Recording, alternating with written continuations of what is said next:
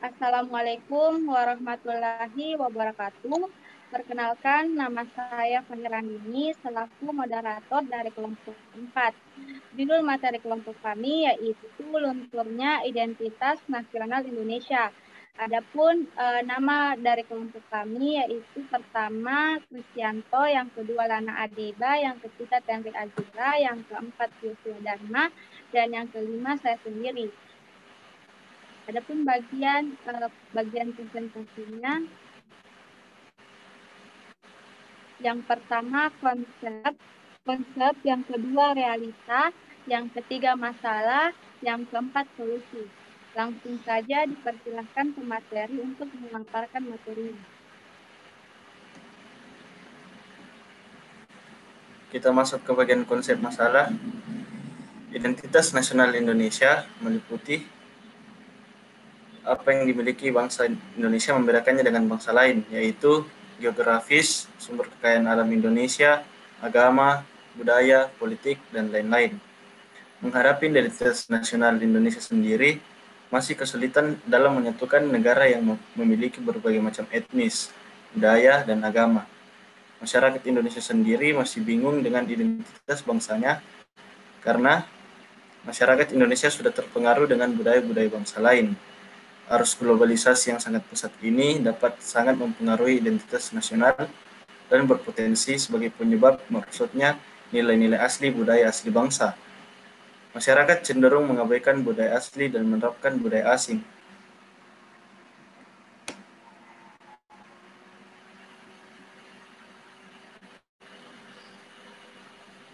Kemudian yang kedua, realita. Banyaknya kasus mengenai pengakuan budaya Indonesia yang dilakukan oleh bangsa lain, salah satunya yaitu Malaysia yang mengakui kebudayaan Indonesia seperti kesenian reog, batik, tari tortor dari Sumatera Utara, dan angklung sebagai kebudayaan mereka.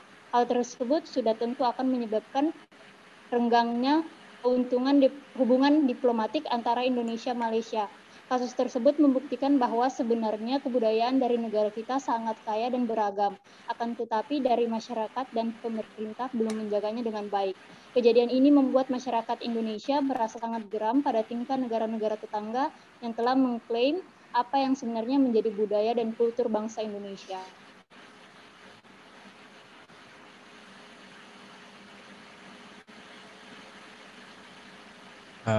Poin selanjutnya adalah masalah. Hegemoni atau proses dominasi budaya asing sudah mempengaruhi budaya lokal kita, seperti gaya hidup, musik, gaya berpakaian, teknologi, dan sebagainya.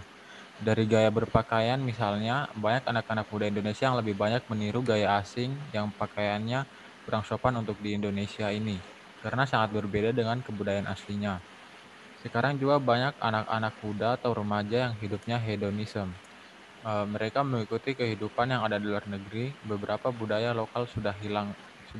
Misalnya sikap gotong royong yang semula menjadi sikap hidup bangsa telah mengalami banyak gempuran yang terutama bersumber pada budaya barat yang agresif dan dinamis dan mementingkan kebebasan individu.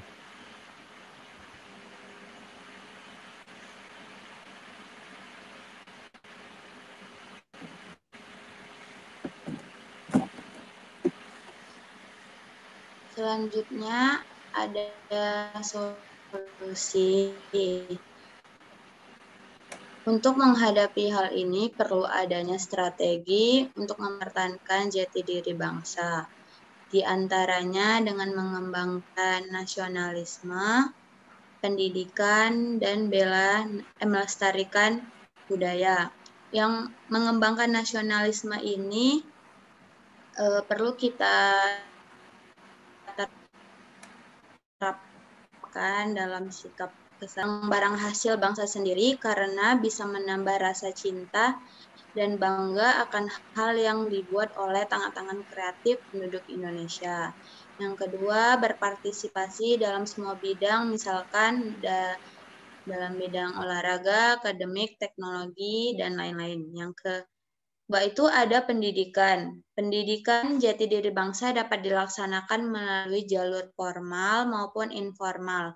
Melalui jalur formal, jati diri bangsa Indonesia dapat dikembangkan melalui pendidikan. Pendidikan nasional mempunyai peran yang sangat besar di dalam pembentukan jati diri bangsa Indonesia. Salah satu kenyataan bangsa Indonesia ialah memiliki kekayaan dan keberagaman dengan jumlah suku bangsa yang ratusan dengan budayanya masing-masing. Yang ketiga itu ada melestarikan budaya. Pada kenyataannya, budaya Indonesia sekarang ini mulai menghilang karena pengaruh budaya asing yang masuk ke Indonesia.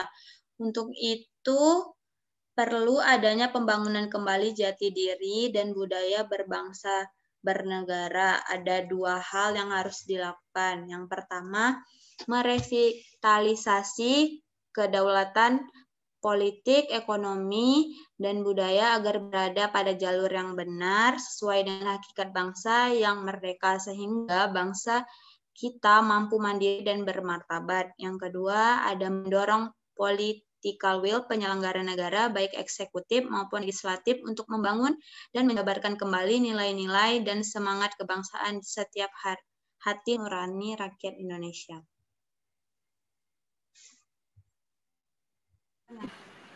Jadi kesimpulannya, yang pertama berusaha menemukan kembali dan membangun jati diri yang berarti membangun karakter, yaitu dengan menerapkan nilai-nilai Pancasila dalam kehidupan sehari-hari.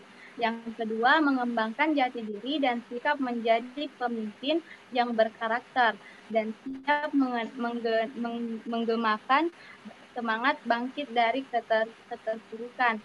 Yang ketiga, mencintai dan menggunakan produk dalam negeri dan mengurangi konsumsi dan ketergantungan terhadap produk luar negeri.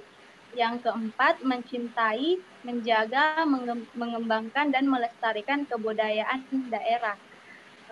Adapun sarannya yaitu kita sebagai tertutup sarannya sedikit.